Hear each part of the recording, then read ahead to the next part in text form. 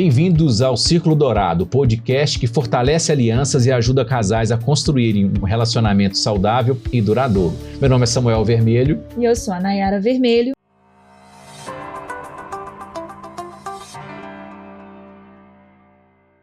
E hoje nós vamos para a segunda parte da curadoria do livro 8 Conversas para uma Vida Inteira de Amor, de John Gottman e Julia Gottman. Nós paramos no episódio passado, no quarto encontro, né? Abordando aí o último tema, que foi finanças e trabalho. E agora a gente vai começar no quinto tópico, que é espaço para crescer. Inclusive, se você deseja ver o vídeo anterior, vai estar aqui em algum lugar da tela o link para que você possa assistir, tá? Não deixe de dar um like nesse vídeo e de seguir também aqui o perfil, o canal e encaminhar para pelo menos 3 casais de amigos esse conteúdo que certamente pode te ajudar a evoluir, a fazer o seu relacionamento subir de nível, a amadurecer. Lembrando que é apenas uma pincelada, a gente sempre aconselha que você adquira o livro e consuma todo o conteúdo para que você tenha aí mais informação a respeito desse livro que é tão rico, ok?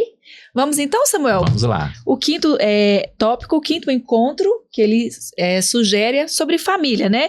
Que ele vai chamar de espaço para crescer. Então, a forma como você define família agora ou no futuro depende de você e da pessoa amada. O mais importante é que vocês conversem sobre família e o que ela significa para vocês.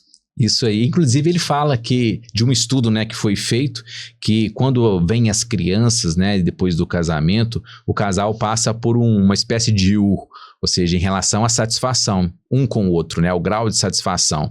No início do casamento eles estão lá no ápice, né, e depois com as crianças eles formam um U, vai descendo o nível de satisfação até que o crescimento às vezes das crianças, né, e o desenvolvimento das crianças, a saída de casa faz com que o casal consiga às vezes lá no finalzinho se reconectar, o que não é o ideal, mas é o que acontece muitas vezes. Acontece quando os filhos se tornam o centro do casamento, exatamente, né, exatamente. E de fato é muito desafiador, né, lidar com a chegada dos filhos e manter essa intensidade do relacionamento conjugal é um desafio. E no nosso tempo, né, é um desafio maior ainda, porque as pessoas estão com uma agenda tão cheia, né, a rotina está tão apertada, as crianças inclusive têm muitas vezes uma agenda maior e mais apertada do que os próprios adultos. Sim. É aula disso, aula daquilo outro, né, tem que correr para lá e para cá, e muitas vezes o casal fica de lado aí como o último na escala de prioridade da rotina, dos afazeres, da agenda da família. Mas antes mesmo até dessa dinâmica já com os filhos, o que o Gottman ele sugere é que os casais, principalmente os casais que estão reiniciando seu relacionamento, conversem sobre o tema filhos.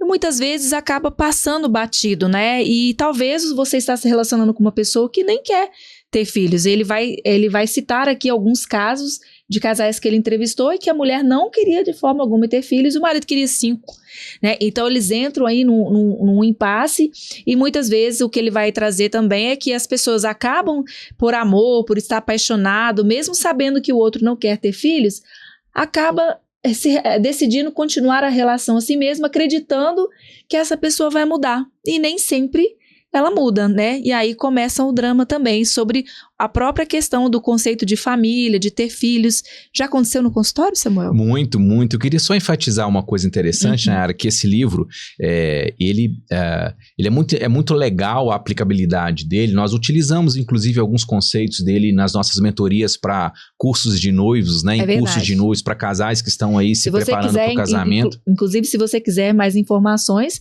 pode nos mandar mensagem também sobre as nossas mentorias, né, Samuel? Exatamente. Que a gente vai ter o maior carinho de te receber.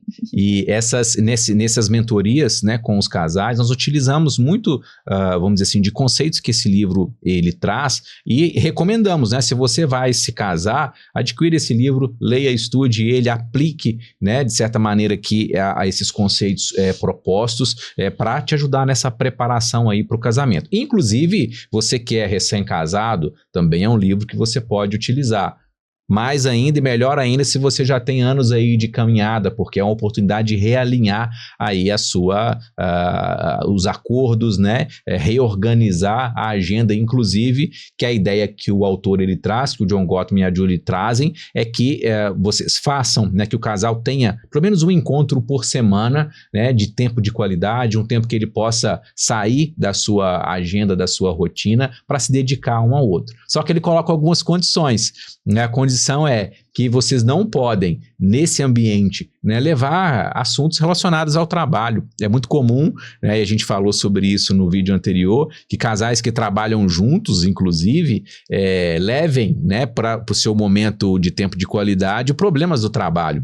Ou, às vezes, usam o tempo de qualidade a dois para falar dos filhos, né, ou para tratar exclusivamente de conflitos. Então, ele fala que nesse momento é um momento de reconexão, né? Nesse encontro semanal é um momento de reconexão, né? E retomando aqui a parte da família, filhos, né?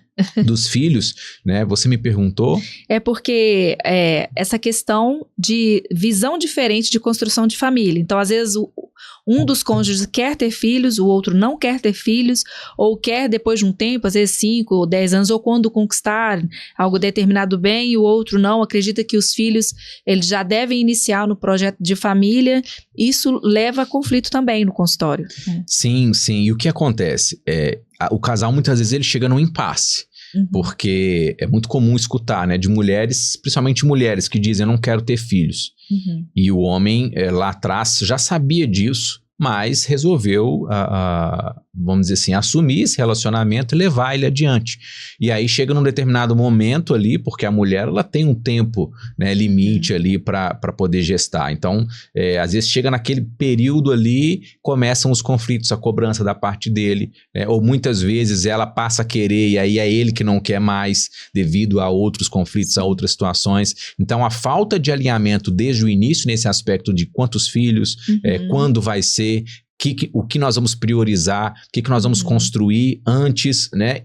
E é interessante, Nayara, porque eu percebo que nesse tempo que a gente está vivendo, os casais às vezes querem ter toda a sua vida programada para depois pensar nos filhos. Sim. Só que às vezes essa programação, essa independência financeira, essa independência às vezes dos pais, inclusive financeira, a independência emocional, ela vai acontecer depois dos 35, Sim. 36, e aí às vezes para a mulher já é um tempo complicado para ela poder se dedicar ali à família, o nível de energia já não é igual, né? Vamos dizer assim, a demanda de carreira também acaba sugando muito. Então o casal precisa saber alinhar quando, né, vão ter filhos, se vão ter, para que isso não se torne um dilema muito grande depois. E a gente sabe de casos que levaram ao divórcio, né? A gente chegou a acolher algumas pessoas nessas mentorias em que, na verdade, havia um problema mesmo genético, havia uma incompatibilidade e que a mulher não conseguia, ela perdia todos os bebês e realmente não tinha como e levou ao divórcio, um divórcio muito doloroso, porque não era aquilo que eles queriam, né? Mas não tinha outro caminho, ela não via outra oportunidade do que não deixar aquele homem livre. Então, a princípio, pode parecer que não é, né, algo relevante, porque estamos iniciando aqui o relacionamento, a gente pensa nisso depois, mas o tempo passa muito rápido. Ou, muitas vezes, o filho vem, né? Por mais que existam métodos contraceptivos, nada é 100% seguro, né? E ter filhos, pelo menos a gente entende isso, deveria ser algo natural da relação. Só que muitas vezes também a gente vê que as mulheres, elas não estão preparadas para a maternidade, principalmente essa porcentagem que mostra de mulheres extremamente focadas na carreira, elas vivem dois grandes conflitos, né? Ou elas têm, ou quando o filho vem, elas se veem ali muitas vezes limitadas, o filho é como se fosse um incômodo para a sua carreira, ou quando ela tem uma carreira extremamente brilhante, bem-sucedida, ela entra na crise de não ter o filho, né? Então, realmente, muitas vezes não vai dar para casar 100% as duas coisas, né? E isso precisa estar muito bem acordado, né, na relação. Inclusive, no nosso programa, né, de mentoria Vínculo Perfeito, que a gente trabalha muito com as mulheres, não é isso? A gente vê muito isso. né? Mulheres Sim. que às vezes estão em crise de identidade, já não sabem mais quem são. Isso tem acontecido principalmente com as mulheres nesse dilema entre a maternidade e a vida profissional, né? Muitas vezes o homem ele fica ali também sem saber como se posiciona, né? Então é muito importante que o casal tenha esse alinhamento muito claro. E esse encontro que ele propõe é justamente para isso. Esse livro, inclusive, ele traz exercícios, né, Nayara? Exercícios, perguntas, ele fala toda a atmosfera, o ambiente, como o casal deve preparar para que eles consigam ter essa conversa e que ela seja sadia e que possa gerar bons frutos para o casal. Sim, e o Gottman, ele traz, né, quando nós, autores do livro, né, entre aspas, colocando as palavras dele, quando nós, autores do livro, pensamos em ter filhos, nós pensamos em sacrifício e amor, que são palavras hoje que estão muito fora de moda, né? Porque as pessoas hoje falam meu sucesso, meu bem-estar, minha felicidade, minha conquista, e às vezes o filho ele entra nesse pacote, o pacote do sucesso. Eu quero um filho como objeto de consumo, para que eu possa ali ostentar e fazer mêsversário, aniversário, até que esse filho não me traga problemas, né? E aí a criança ela se torna mais um objeto e muitas vezes ela deixa de lado ali a visão da pessoa humana, né? Daquela criança como alguém que precisa de um cuidado, que precisa ser educada, né? Que é um outro ser humano em formação e que demanda esforço, demanda trabalho, ao mesmo tempo que o casal precisa estar alinhado, né? Em relação a como criar, mas também a manter a conexão, né? E por mais óbvio que seja, né? E a gente precisa pontuar isso, criança dá trabalho, né? Filho dá trabalho. E vivemos um tempo em que as pessoas estão terceirizando o trabalho. E quantas vezes, né? Atendendo no consultório casais com filhos pequenos, o casal está em crise e a criança fica sendo jogada de um lado para o outro. A demanda sendo empurrada para a escola. Então, é muito importante que o casal consiga abraçar o seu próprio filho juntos, não sobrecarregar um e o outro, ter essa clareza, e isso ele traz muito, né, trazendo esses dados importantes de como é necessário que o casal faça esse alinhamento do cuidado com os seus filhos. Vamos para o 6? Vamos. Vamos brincar. Então ele coloca aqui, vamos brincar, que é diversão e aventura. É também um tema que ele acredita a partir da sua pesquisa, né, a partir da pesquisa que ele desenvolveu no seu laboratório, que o tema de lazer, diversão também muitas vezes não é pensado, né, ou é colocado de lado, ou não é conversado, né? Os casais não entram em acordo em relação a isso. E o Gottman vai dizer que brincar é parte necessária e vital do relacionamento. Casais que se divertem juntos permanecem juntos, né, como um momento de alívio e também de conexão. Se a gente pensar que a criança, né, na fase da primeira infância, usa da brincadeira como uma forma também de estabelecer vínculos, ele vai dizer que isso também pode servir para o casal ter os seus momentos de diversão, de descompressão, de lazer. Exatamente. Ele traz uma frase aqui interessante, que é a correlação entre diversão e felicidade conjugal é alta e significativa. Ou seja, se o casal vive um ambiente de leveza, né, de riso, no consultório às vezes, né, é muito comum receber casais que, vamos dizer assim, quando estão juntos o clima pesa. Porque às vezes há um grau de rigidez e, claro, um acúmulo às vezes de mágoa, de coisas não resolvidas que fazem com que a atmosfera fique pesada realmente. E quando eles vão ali tirando essas camadas de poeira, entendendo os conflitos, se compreendendo, vem uma leveza que permite inclusive com que eles possam rir. E aí é um resgate inclusive do tempo do namoro, né, em que era tão comum o casal ir ao parque, ir ao cinema, né, ir na praça, andar de mão dadas, é um resgate tão importante e necessário que traz essa leveza, né, pro relacionamento. E ele vai falar que é um mito achar que os casais só vão conseguir se divertir se os dois gostarem da mesma coisa. Isso não é verdade. Até mesmo porque é muito difícil, as pessoas são diferentes. Então, até em relação ao temperamento, né? Tem pessoas que são mais introvertidas, elas vão se sentir descansadas ou no momento de descontração, talvez em ambientes mais intimistas, né? Em contrapartida, existem outras pessoas que são mais extrovertidas, que gostam de muitas pessoas, de eventos onde haja uma maior socialização, né? Ela sente que a sua energia é recarregada quando ela está em ambiente com muitas pessoas. Então as pessoas são diferentes, mas dá para entrar no acordo, né? Dá para compartilhar ou ceder cada um, né? A gente ter um acordo, a gente pode fazer isso que você gosta, de repente a gente agenda o que eu gosto, e aí ajustar para ter esse momento de descompressão, né? Então não precisa ser que os dois vai gostar, mas como um ato de amor, olha, eu não sou muito de festa, mas meu marido gosta, então eu vou com ele, eu não sou muito de retiro, mas ele gosta, então saber ceder também, né? Isso tem muito a ver com temperamento, né? Inclusive, a gente pode fazer, né, também um episódio sobre temperamento, se você no relacionamento quiser, conjugal, hein? Já pensou? Essas combinações, né? Como é que funcionam as combinações? Se você quiser, escreve aqui nos comentários, né? Ou envia aqui um direct pra gente poder estar programando também.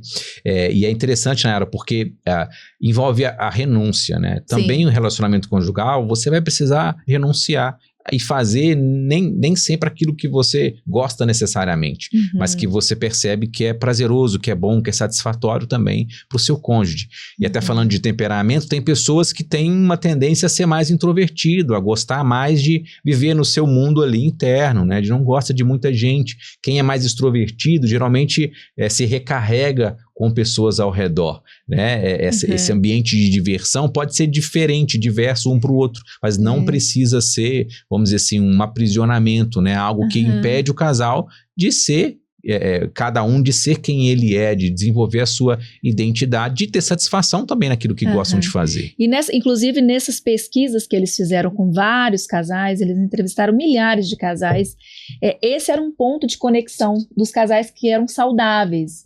Eles aprendiam a brincar juntos, a rirem de situações muitas vezes tensas. E ele vai dizer que o riso, ele é um fator de alívio, né? Então, imagina, vocês acabaram de descobrir que perdeu o emprego, né? O marido perdeu o emprego ou teve um roubo. Não é natural você, de repente, fazer piada com isso. Mas, muitas vezes, tem casais que estão num nível de intimidade e maturidade tão grande que eles desenvolvem essa capacidade de rir, até mesmo de situações dramáticas, tensas, porque isso já alguns estudiosos demonstram que o riso, ele traz esse alívio. Ele tira o problema totalmente do centro e coloca você à distância. Você diminui o problema, de certa forma, como uma maneira de aliviar e dizer, ok, isso está acontecendo, e aí você retoma para poder resolver aquilo. Então, eles vão dizer que isso é importante no casal, né? Até a ideia, né, da postura. A nossa mudança de postura, ela também tem um efeito sobre o nosso foco, sobre a potência, sobre a força. Mesma coisa em relação ao riso, né? Mesmo diante de uma situação difícil, quando você se propõe ali a quebrar um pouco aquele sentimento, aquele ambiente, e sorri, e brinca, e descontrai, isso também gera um ambiente de leveza que favorece essa conexão e aumento do vínculo do casal, né? Muito interessante. E o próximo tópico que o Gottman, então, vai abordar é andar com fé, que é crescimento e espiritualidade. Relacionamentos podem ser mais do que a união de duas pessoas, podem ser histórias de transformação e de grande contribuição e significado no mundo. As pesquisas mostraram que o casamento ele é melhor quando considerado sagrado, né? Quando existe um vínculo de um propósito maior, Samuel.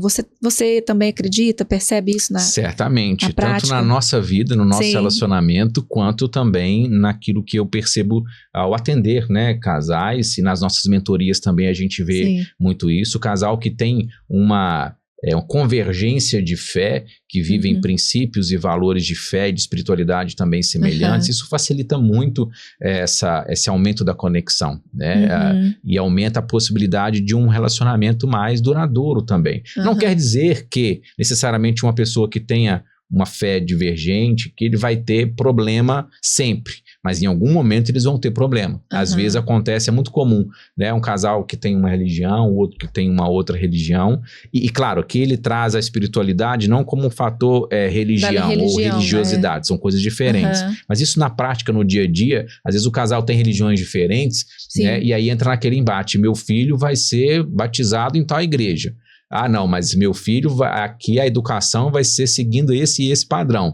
Então, entra num embate, né? Sim. Se torna desafiador. Até fica difícil até de ter um relacionamento quando você está com uma pessoa que tem valores muito contraditórios aos seus. Talvez o que esteja conectando de início seja a paixão, né? Uma atração química ali, mas no longo prazo, quando os princípios são muito divergentes, isso vai trazer problema. Algum dos dois vai ter que ceder, né? Então, isso precisa também ser conversado. Quais são os pilares, os valores que orientam esse relacionamento? Quando você fala de princípios, você está elevando, né? Tirando só apenas do seu desejo pessoal, da sua satisfação, dos sentimentos, principalmente como você gosta de falar, né, Samuel? A gente vive na sociedade do sentir, que o próprio Zygmunt Bauman fala, né? Essa sociedade líquida em que as pessoas não têm estruturas a se apegar, ele está muito solto, então ele só resta a ele mesmo, né? O próprio indivíduo, os seus próprios desejos. Então, quando você estabelece para o seu relacionamento valores que estão acima de você, vocês colocam alvos, né, a serem perseguidos, já sobe um outro nível, né? Leva a relação. Ele traz essa ideia do sagrado, né? Ele fala que o casal que tem o relacionamento como algo sagrado, ele fala inclusive sobre isso na parte da intimidade também, foi o que a gente falou no primeiro vídeo, na primeira parte dessa curadoria. Então, o casal que ele vê o relacionamento como algo sagrado, também sobre o ponto de vista da sua fé, da sua espiritualidade, tem uma chance maior de ser um casal duradouro, próspero, né? E com mais conexão também. E o último encontro, o último tópico que ele vai propor, ele coloca o nome de sonhos, né? Ou seja, sonhar junto. A importância dos casais terem sonhos individuais e sonhos como casal. Sonhar junto é um ato dos mais intensos que você pode fazer num relacionamento a dois. Os casais sonham juntos, Samuel?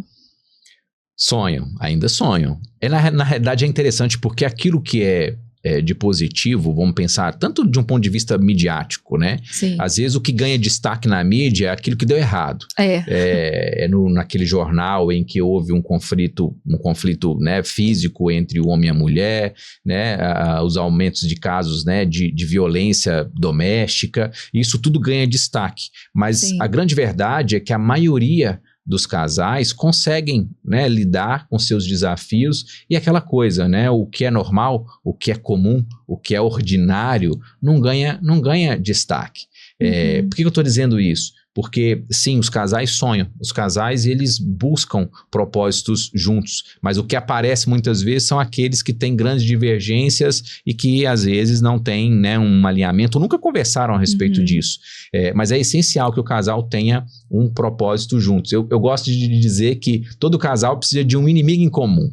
Olha. O inimigo em comum que não seja um contra o outro. Esse inimigo em comum um terceiro, né? É um terceiro que ele é externo. O inimigo em comum, claro, de preferência algo que seja positivo, né? Não é o casal se voltar contra uma pessoa a sogra, mesmo, né? A sogra é clássica. Mas esse inimigo em comum é um objetivo em comum. Sim. Vamos o quê? Buscar nossa casa? Vamos comprar isso? Vamos buscar um desenvolvimento, um crescimento, né, em tal área? Vamos empreender? O casal precisa buscar um objetivo desde coisas simples, né? Uma viagem, né? Às vezes é um sonho fazer uma viagem internacional. E nunca pararam para conversar sobre isso, estabelecer metas, né? Quando vai ser a nossa primeira viagem internacional, né? O que a gente precisa fazer até chegar a esse objetivo? O que nós estamos dispostos a renunciar, né? Inclusive, eu me lembrei de um filme, posso indicar também? O que você acha? Posso? Você é quem manda.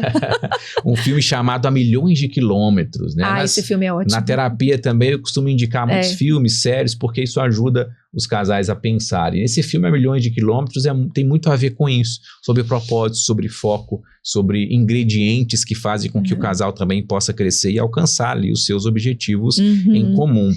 E eu achei interessante que eu coloquei aqui uma pergunta que ele nos faz, né, a todos nós, os leitores. Você consegue ser leal ao que é mais sagrado e importante para o seu cônjuge? Você coopera para a realização do propósito do seu parceiro? Que aí também é um outro nível de relacionamento, né? Você ama tanto aquela pessoa, você valoriza tanto aquela pessoa que você também se doa para que o propósito que ela tem se cumpra, né? Você fica feliz em ver o sonho do seu parceiro sendo realizado. É interessante porque o John, ele conta uma história, né? Que a Julie chegou para ele e disse que queria subir uma parte do Everest.